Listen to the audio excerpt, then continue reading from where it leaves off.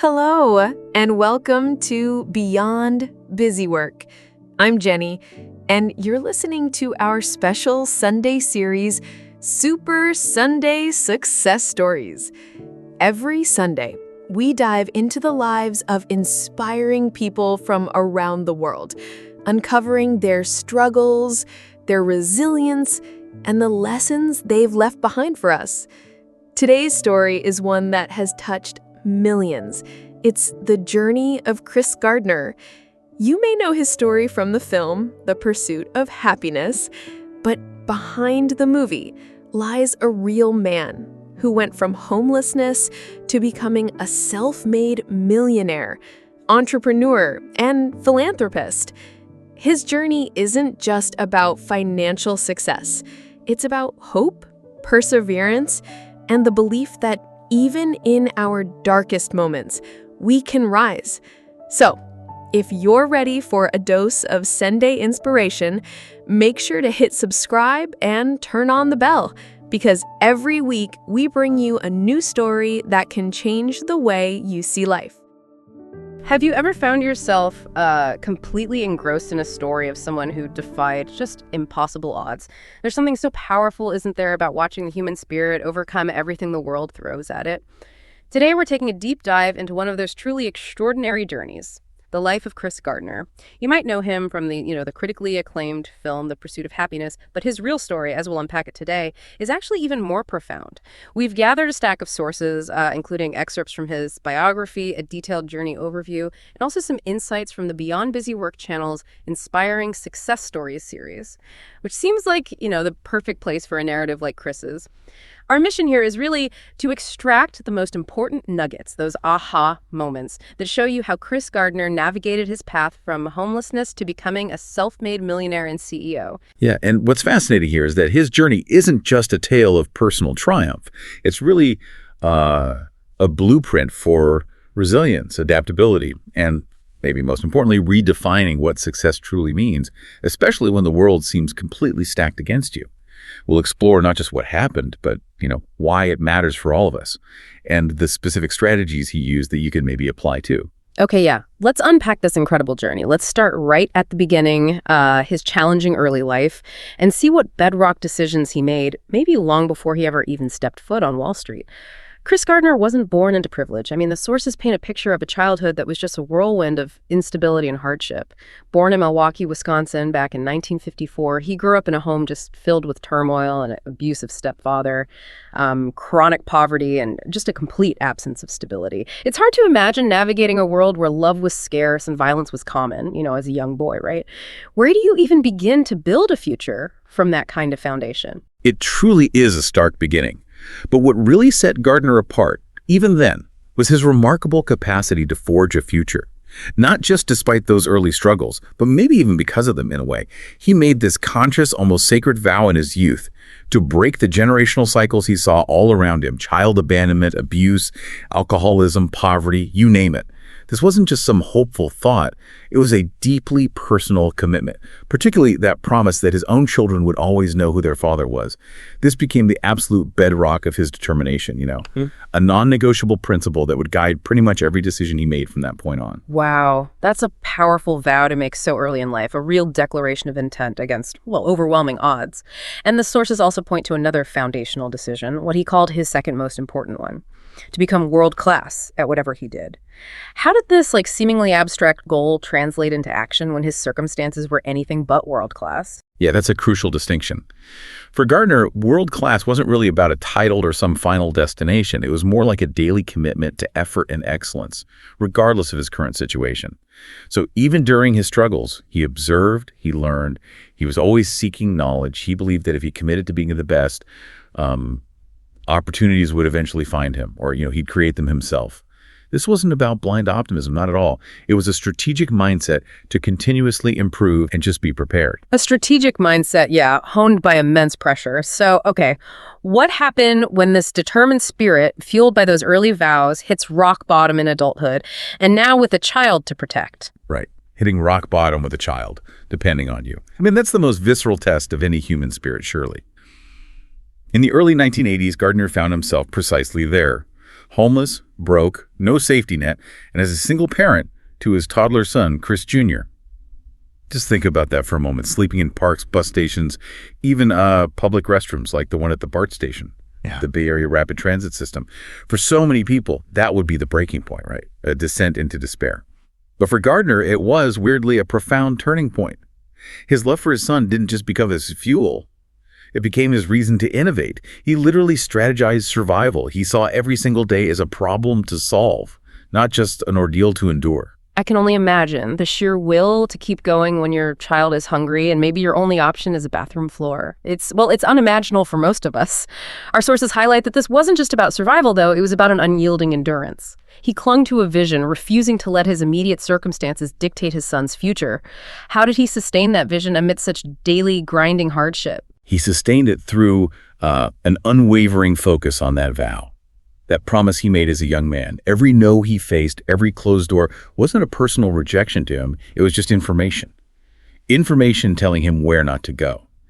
He developed this remarkable ability to sort of compartmentalize the pain of his present reality from the certainty of his desired future. He understood that the only way out of rock bottom is through it. And he approached each day like a strategic mission to get closer to his goal, even if that goal was just finding a safe place to sleep for one more night. Homelessness wasn't the end of his story. It was in many ways the crucible that forged his ultimate triumph. It forced him to be resourceful beyond measure. So, okay, given these incredibly dire circumstances, how do you bridge that seemingly impossible gap from sleeping in a subway station bathroom to working on Wall Street? I mean, breaking into finance is tough enough with connections and a degree, let alone for someone homeless, broke, and, lacking a college education. This is where his world-class mentality really had to kick in, right? Absolutely. The catalyst was truly a serendipitous moment that he seized, not just witnessed, but seized. He saw this well-dressed man driving a dazzling red Ferrari, a symbol of success, obviously, that sharply contrasted with his own reality. But instead of just admiring it or feeling sorry for himself, he acted. He went up to the man, asked him what he did for a living, and when he heard stockbroker, a seed was planted, instantly. He didn't know how to become one, not at all, but he immediately set about figuring it out. This shows not just proactive curiosity, but a profound belief in possibility, even when his own life offered zero evidence for it. He found the person, asked for advice, got a name Bob Bridges, and then pursued that lead relentlessly. Wow. And he actually secured a spot in an unpaid stockbroker training program at Dean Witter Reynolds, unpaid, while still trying to provide for his son and, crucially, hide his homelessness from everyone. The pressure must have been just immense. What did he actually do day to day to manage that impossible balancing act? His daily routine was, a masterclass in relentless efficiency and hidden struggle. He had to be at the office by 5 a.m., meticulously clean, presentable, completely concealing the fact that he'd likely spent the night in a shelter or, a public restroom. During his lunch breaks, instead of eating, he'd be on the phone making calls, trying to find clients or figuring out solutions for childcare. After hours, he'd literally run to pick up his son from daycare, secure a place in line at a shelter or find somewhere safe to sleep, and then continue studying late into the night, often by flashlight. His world-class commitment meant he couldn't afford a single wasted moment, not one. He was often the first one to arrive and the absolute last to leave. Not just to learn, but also to create the appearance of stability and dedication, convincing his colleagues and superiors that he belonged there, that he wasn't different. He treated every opportunity, every single client call, every study session as literally life or death. And that desperation, coupled with his incredible drive, gave him an undeniable edge. He essentially outworked and outcompared everyone around him. And it paid off. Against all odds, he completed the program and secured a full-time position. His breakthrough into finance wasn't about privilege or connections, clearly. It was about sheer persistence, adaptability, and that unshakable vision of a better future. But he didn't stop there, did he? I mean, moving from a full-time position to founding his own firm, that's another massive leap. Not at all. Landing that Wall Street job, as huge as it was merely a stepping stone for him. Gardner's vision extended far beyond being an employee. He wanted to build something of his own, something that reflected his values and the lessons he'd learned the hard way. This vision led directly to the founding of Gardner Rich & Co. in 1987. He understood that true freedom, and maybe control, came from ownership. His entrepreneurial drive wasn't just about accumulating wealth. It was really about building a structure where he could make his own rules and provide for his family on his own terms. Starting a firm with just $10,000 in startup capital. I mean, no family wealth, no investors, just waiting in line. That's an audacious gamble, especially coming from his background. What made it successful? What specific leadership principles did he apply that maybe differentiated him? Well, I think his leadership style was uniquely rooted in his past experiences. Unlike many on Wall Street who came from privileged backgrounds, Gardner deeply understood struggle, he understood empathy, and the real value of hard work. He built his firm with a focus on integrity, strong client relationships, and a profound appreciation for the people he worked with. He famously started his company with just a folding card table and 2 chairs in his small apartment. It wasn't about a fancy office initially. It was about demonstrating that dedication and principle could be the most valuable assets. His experiences gave him a different lens, allowing him to connect with clients on a human level, building trust that was often overlooked in the high-stakes world of finance back then. He valued long-term relationships over short-term gains, a principle he likely learned from understanding what it truly meant to have absolutely nothing. That's an incredible arc. From homelessness to founding his own successful brokerage firm.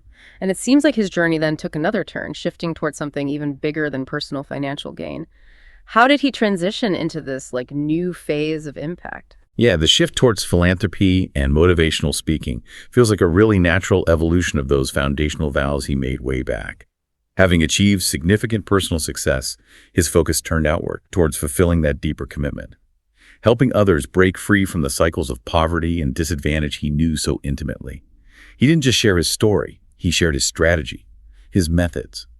From speaking in homeless shelters to addressing huge corporate stages, he explicitly dedicated himself to helping create the next Chris Gardner. He did this by demonstrating that success isn't just about personal accumulation, but about lifting others and imparting the lessons of resilience and personal responsibility. His rise wasn't just about rewriting his own destiny. It became about providing a kind of blueprint for others to rewrite theirs too. His story truly is a masterclass in resilience, and the sources really highlight that for him, it wasn't optional, was it? It was pure survival. How did he maintain that level of resilience when he was juggling fatherhood, homelessness, and that grueling training program all at once? What were the actual mechanics of his resilience? Well, the mechanics were deeply practical, not just philosophical. First, that vision for a better life for his son wasn't just some abstract mental image. It was a constant, tangible motivator.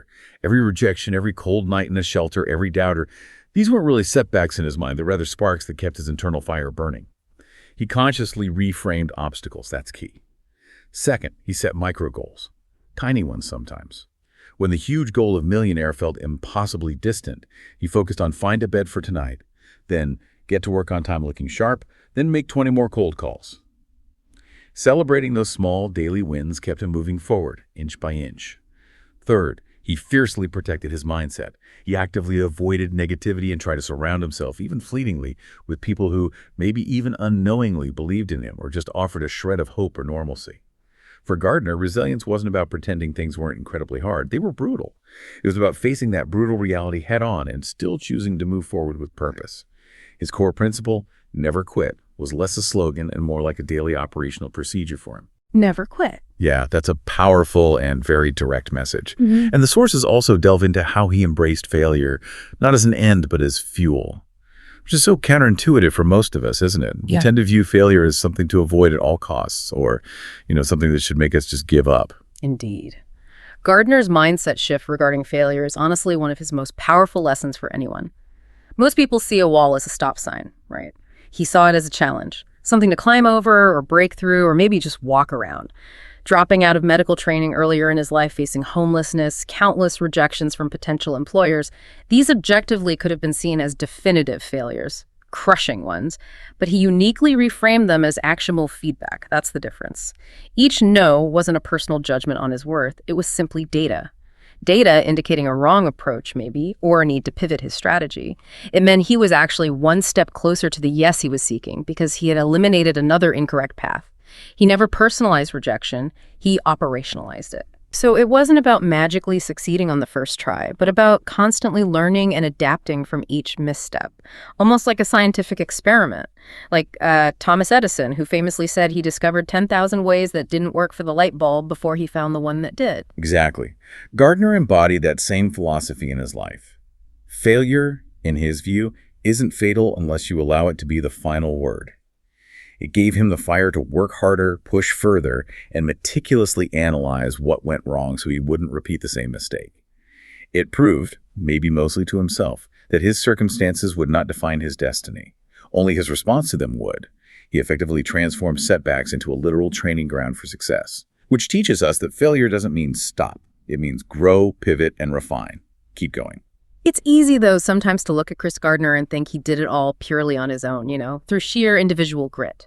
But our sources also make a point about the role of community and mentorship, even in small ways.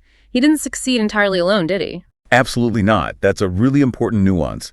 While his individual resilience was clearly paramount, he was also a recipient, and later a provider, of crucial support.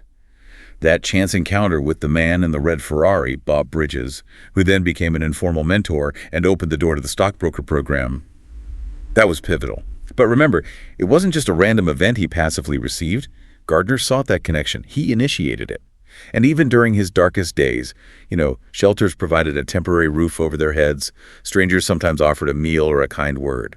Colleagues, completely unaware of his homelessness, still provided a sense of professional belonging and vital structure during the day. These connections, however brief or indirect they might seem, they sustained him. They mattered. Right, and he carried that forward into his own life later on, becoming a source of mentorship and community building himself. Precisely. Through his foundation and his extensive speaking engagements, he dedicated himself to lifting up people facing similar struggles he endured. He often focuses on financial literacy and practical ways to break cycles of poverty. He understood firsthand the monumental impact that just a helping hand or even just a believing voice can have when you're at rock bottom. He's worked extensively with organizations supporting homeless communities and providing educational opportunities, directly embodying his belief in paying it forward. It really reinforces the vital truth that while resilience might be built individually, lasting success is often nurtured collectively, through a network of support, whether it's a direct mentor or just an unexpected act of kindness from a stranger. It's clear his story offers just timeless lessons, and not just for those facing extreme adversity, right? So how can someone listening right now apply Gardner's wisdom to their own lives, no matter their current situation? What are the takeaways? Yeah, I think his life offers several really powerful, actionable takeaways for anyone. First, cultivate your non-negotiables. Identify that core vow, that deep promise you make to yourself or your loved ones, and let it be your unwavering compass, especially when decisions get really tough. For Gardner, it was his son's future and knowing his father. What's yours? Identifying that is step one. Second, become world-class. It's something that matters to you. Even if it's just showing up consistently day after day, or learning a new skill or perfecting a craft, that dedication, when practiced daily, compounds over time into undeniable capability. Third, embrace the pivot. Life rarely goes exactly to plan, and Gardner adapted countless times. Sometimes your biggest breakthroughs come from those unexpected turns, or when a perceived failure forces you to innovate. And finally, really internalize that failure is just data. Every rejection, every setback offers valuable information if you look for it. Analyze it, learn from it, adjust your approach, and try again.